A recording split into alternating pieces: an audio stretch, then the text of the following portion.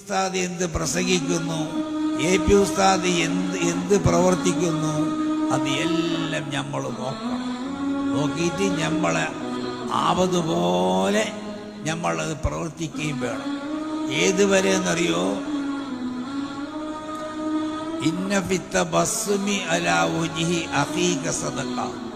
നിന്റെ സഹോദരന്റെ മുഖം നോക്കിയിട്ട് പുഞ്ചിരിക്കുന്നതിലുണ്ട് ഒരു വലിയ ധർമ്മമുണ്ട്. അല്ലാഹു സുബ്ഹാനഹു വ തആലയുടെ ആരംഭക്കനിയായ പൊന്നു മുസ്തഫ സല്ലല്ലാഹു അലൈഹി വസല്ലം തങ്ങൾ പറയാണ്, ഇന്ന ഫിത്ത ബസ്മി അലാ വജ്ഹി അഖീക സദഖ. നിന്റെ സഹോദരനെ ഒന്ന് കണ്ടാൽ നീ ഒന്ന് പുഞ്ചിരിക്കണം. പള്ളിയിൽ നിന്ന് കണ്ടാലും മദ്രസയിൽ കണ്ടാലും എവിടുന്ന് കണ്ടാലും ഒരു പുഞ്ചിരി നിനക്ക് ഉണ്ടാവണം എന്ന് നബി സല്ലല്ലാഹു അലൈഹി വസല്ലം തങ്ങൾ പഠിപ്പിച്ചിട്ടുണ്ട്. അതുപോലെ നമ്മളെ നടപടിക്രമങ്ങൾ നമ്മളെ കുട്ടികൾ കാണുമ്പോൾ അവർ ഛർദ്ദിക്കും. ആ കുട്ടികൾ ഛർദ്ദിച്ചാൽ ആ ഛർദ്ദിക്കുമ്പോൾ നമ്മളെ നടപടിക്രമങ്ങൾ വളരെ മുന്തിയ നിലക്കായിരിക്കണം.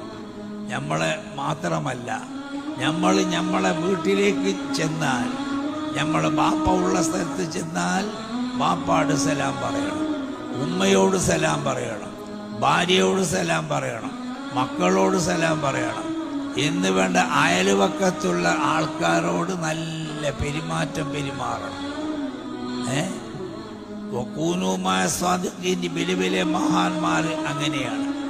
മസല ഉദാഹരണമായിട്ട് പറയുകയാണെങ്കിൽ, ഇതേ നമ്മളെ മഹാനായ താജുൽ ഉലമ ഉള്ളാളത്തോറ് ഒരു ദിവസം പെട്ടെന്ന് എൻ്റെ വീട്ടിലേക്ക് വന്ന് ഞാൻ പേടിച്ചു പോയി. യാ റബ്ബേ, ഉള്ളാളത്തോറ് ഇങ്ങനെ പെട്ടെന്ന് വന്നത് എന്താണ് റബ്ബേന്ന് തിരിയാത്ത ഞാൻ ബേജാറായ സമയത്ത് ഓർക്ക് തിരിഞ്ഞു, ഞാൻ ബേജാറായിന്.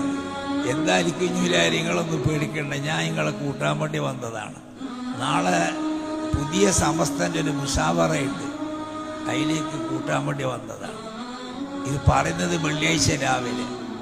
ആയിക്കോട്ടെ, ഞാൻ വന്നോളാം, ജുമാൻ്റെ ശേഷം ഞാൻ വന്നോളാം, എല്ലാം കുളിച്ച് നനച്ച് കുടിച്ചിട്ട്. അങ്ങനെ കുളിച്ച് നനച്ചിട്ട് കുടിച്ചിട്ട് അങ്ങനെയൊന്നും താമസിക്കണ്ട, ഞാൻ ഇവിടെ കുറച്ച് കിടക്കാം, നിങ്ങളൊന്ന് കുളിച്ചിട്ട് ഒന്ന് റായത്തായിട്ട് വരി, നമുക്ക് പോകാം.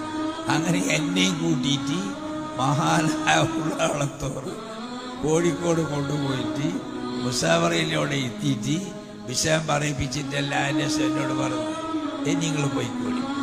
ആയിക്കോളി, ഞാൻ പോയിക്കോളാം.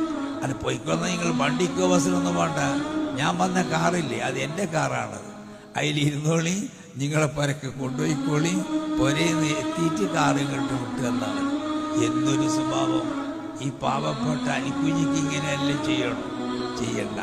പക്ഷെ അത് അവരുടെ മഹാത്മ്യങ്ങളാണ്, വലിയ വലിയ മഹാന്മാരുടെ മഹാത്മ്യങ്ങളാണ്. അത് നമ്മൾ കണ്ടുപിടിക്കണം.